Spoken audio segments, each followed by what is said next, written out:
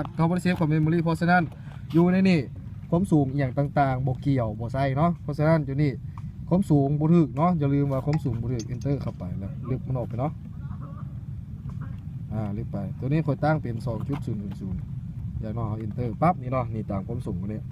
หลังจากนั้นเห็นบ่ G drop 5.6 เห็นบ่นี่เห็นบ่นี่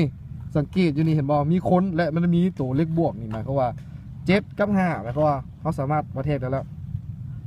วิธีการเทสจังไหนกด F1 ปุ๊บมันเปลี่ยนเป็นขายหรือปั๊บเนาะมันจะเริ่มแล้วบัดนี้นี่เริ่มเปอร์เซ็นต์มันขึ้นแล้วมาเบิ่งที่ F9 นี่มาแล้วบัดนี้นะจดนะ F9 เป็นคอร์ดิเนตเป็นองศานาทีวินาทีให้จดบิตแมนให้จดองศานาทีวินาทีกับความสูงที่เป็นของ latitude longitude กับ elevation high อย่างน้อยจดหน้านี้เนาะอันที่2แมนคลิกใส่ที่ coordinate ปั๊บนี่มันจะเปลี่ยนค่า x y z นี่คือ x y z ของจุดนี้และนี่คือ coordinate เป็น latitude longitude ของจุดนี้เข้าใจปะหลังจากจดตัวนี้แล้วเนาะบอกกับโมแมนเราสิว่าจดเลยเนาะเจ้ามายืนอยู่นี่ปั๊บกะท่าจักเล็กจักหน่อยหนึ่งเนาะประมาณ1 นาทีพอสังเกตบางทีตัวเลขข้างหลังเวลาสัญญาณมันเข้าดีบ่ดีมันจะเริ่มมีการหนิ่งติ่งน้อยหนึ่งสังเกตนะ30 วิแปลว่ามันแปลว่าจุดเห็นบ่เลขข้างหลังเราจะเปลี่ยนไปสังเกตเพราะว่าอย่างมันก็ขึ้นกับความแน่นอนที่มันจับเนี่ยสังเกตมันรู้เนาะเดี๋ยวจังไหนมันก็เด้งต๊อกแต๊กจนกว่าแต่ว่าเจ้าคึงได้สภาพที่คงที่แล้วได้จงสมบูรณ์แท้ๆแล้วแบบว่าเอาดนน้อยนึงเลยเลขมันคงที่ก็ได้แต่ว่าอยู่ดนหลายกับบุรี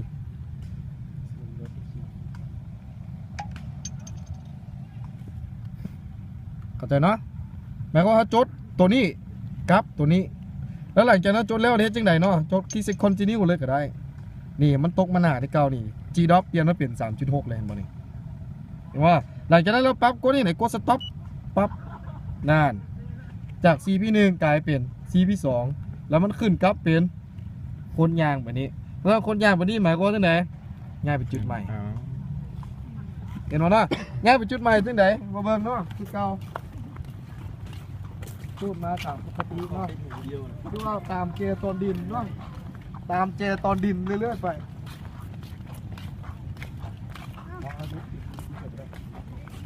เอาเนาะ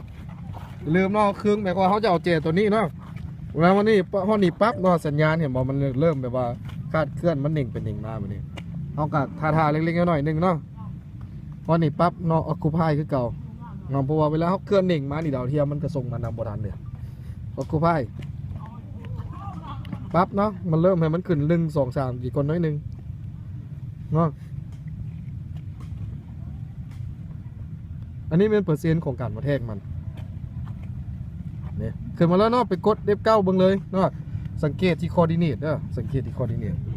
เอาเป็นอันนี้เนาะเป็นนี่อันนี้เด้อ764เห็นบ่เนาะ71เห็นบ่มันจะเน่งบ่ลดเพราะว่าดาวเทียมมันกำลังประมวลผลว่าจุดนี้นี่มันอยู่ในตำแหน่งที่เท่าไหร่แท้กะว่ามันคงที่เลยแบบว่ามันกาใช้ได้แล้วจดตัวนี้แล้วกับจดตัวนี้นี่เนาะ coordinate นี่นะครับบ่เนาะเป็น coordinate ที่เป็น x y z เนาะกับ coordinate ที่เป็น latitude longitude กับ elevation high แล้วก็เทคเบิดตามเจต้นดินมาเลยก็เอาข้อมูลตัวนี้